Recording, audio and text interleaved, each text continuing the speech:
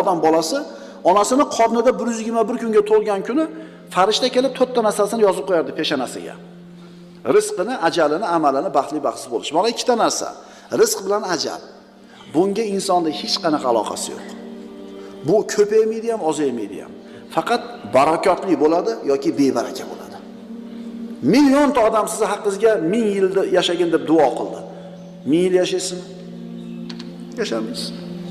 Yashamaysiz. 2000 yil yashab turib yer ahli duo qildi. Yashamaysiz. Chunki sizga yozib qo'yilgan 70 yil, 80 yil bor, o'tmaydi. Faqat bu duolar shu rizqimizga barakot olib keladi yoki barakotni yo'q qiladi ayrim qilgan ishlarimiz. Keling, mana nima ish qilsak rizqimizga baraka keladi. Razzoq subhanahu va taolo bilan qanaqa muomala qilsak, biz xohlagandek rizq bo'ladi bizda. Astagfiru billah. Va man yattaqillaha yaj'al lahu makhraja va yarzuquhu min haythu la yahtasib. Mana shu oyatning tafsirini diqqat bilan, shoshmasdan o'rganib chiqishimiz kerak. Masalan, nima deymiz? Mana rom yasashlikning texnologiyasi bor.